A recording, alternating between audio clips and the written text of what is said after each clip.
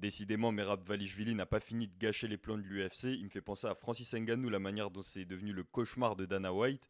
Ce qu'on craignait à l'approche de ce combat, ceux qui étaient pour Merab-Dvalishvili en tout cas, parce que oui, j'avais mis une pièce sur Merab-Dvalishvili, c'était qu'il doit être absolument parfait tout le combat. Ce qu'il avait fait lors du premier combat, c'était de tenir Sean O'Malley au sol dans les phases de grappling et de réussir à survivre aux phases de striking. Le faire sur 5 rounds, c'était déjà un exploit. Le faire sur 10 rounds, donc sur les deux combats, ça aurait été un encore plus grand exploit. C'est pour ça que c'était difficile à envisager. On se disait qu'il fallait absolument qu'il réussisse à terminer Sean O'Malley, ce qu'il n'a pas l'habitude de faire.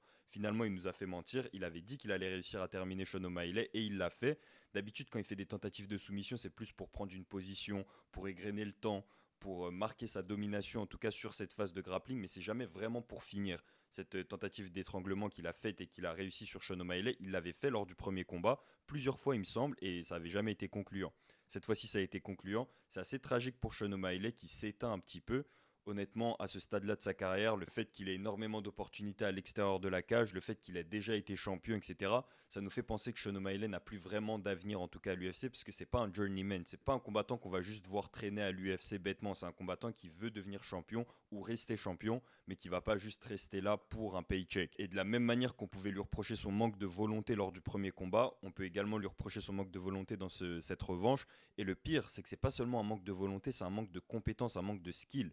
Autant dans son grappling qui s'est pas amélioré manifestement, mais en plus même dans son striking, il y a eu des trous. Il s'est pas mal fait toucher face à Merab-Dvalishvili. Se faire toucher par Merab-Dvalishvili qui a un désavantage d'allonge, qui est pas du tout reconnu pour ses capacités en striking, c'est pas acceptable pour un combattant d'élite, un striker d'élite comme on a l'habitude de considérer Sean O'Malley. Donc que ce soit en grappling ou en striking, il a énormément de progrès à faire à ce stade-là de sa carrière et avec la détermination qu'il nous montre, le peu de détermination qu'il nous montre, je le vois mal remonter la pente et revenir au sommet de son art, en tout cas Sean O'Malley. Je pense qu'on peut tirer un trait sur sa carrière, en tout cas en tant que champion. L'UFC ne peuvent pas lui donner des chances indéfiniment.